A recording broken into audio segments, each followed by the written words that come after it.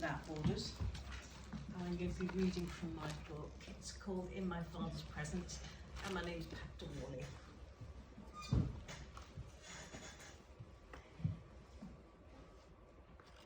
Fate has a habit of playing games with us.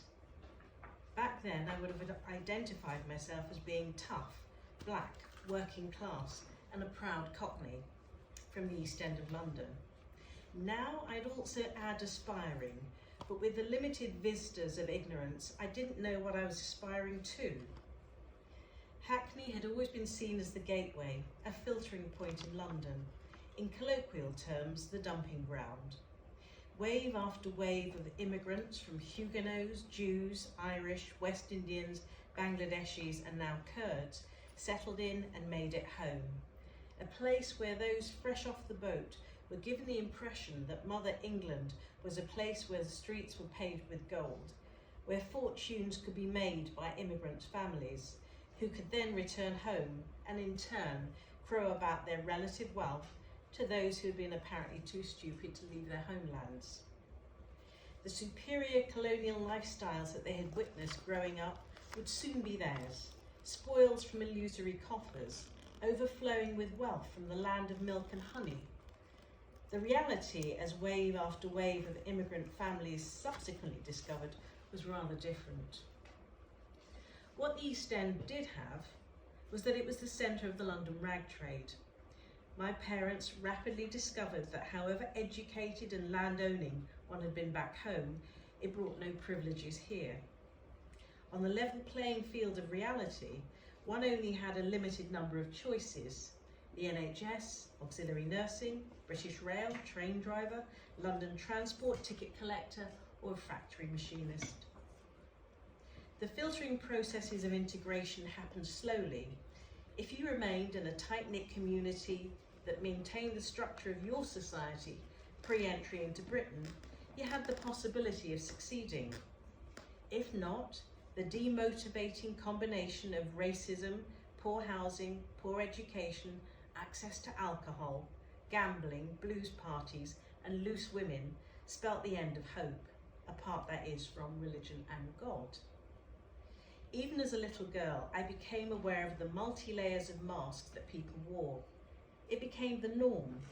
Through the heady bilinguistics of patois, I understood that in the presence of our neighbours, my parents' sense of betrayal, humiliation, and injustices were just about bearable. Everyone was literally in the same boat. Yet another mask of subjugation was worn for the United Friendly Insurance Man, the HP man, the council housing officials, school teachers, and middle-class professionals. But behind closed doors was another matter. The masks came down and the gloves came out. As children, we shouldered the brunt of our father's emasculation and our mother's humiliation at his infidelities. Frustrations built up in that environment and all sorts of violations became acceptable.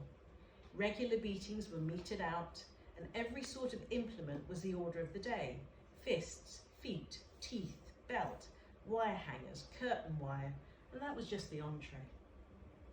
As children, mentally and physically, we resembled punch-drunk boxers with no place to rest. Primary school teachers witnessed the welt marks, the bruising, the withdrawn and disruptive behaviour, but they closed their eyes. This was the 1960s. The climate then was that domestic and family violence was tacitly acceptable. An Englishman's home was his castle, and his family were his chattel.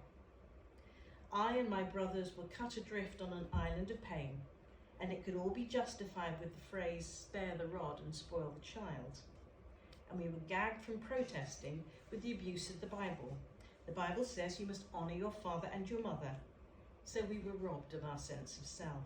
It has taken many years to understand where my parents were coming from, and with a compassionate eye, I accept that they only gave out what the shared history of the Caribbean islands taught them. The overseers seasoned and beat my ancestors, who were by default their chattel, into compliance.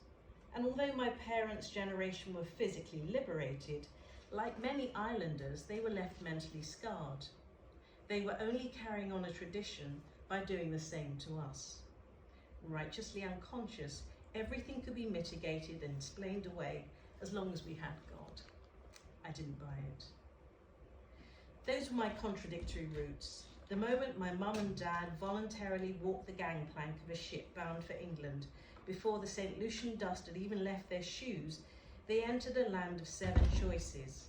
Little had changed in the 203 years since slavery was introduced to the islands, except that this time the slaves paid their own passage and the beatings were mostly psychological. This was my vermiculite, the medium in which I grew, a mix of intelligence without opportunity, landed wealth and servant back home versus substandard council housing, a history of private governesses versus inner city sink schools, open island spaces and freedom versus inner city life frustration, and all basted with a healthy dosage of isolating superiority, which covered up a terrifying sense of inferiority. But as a second-generation child living without fear in the freedom of a capital city, I felt it was time to move beyond my story.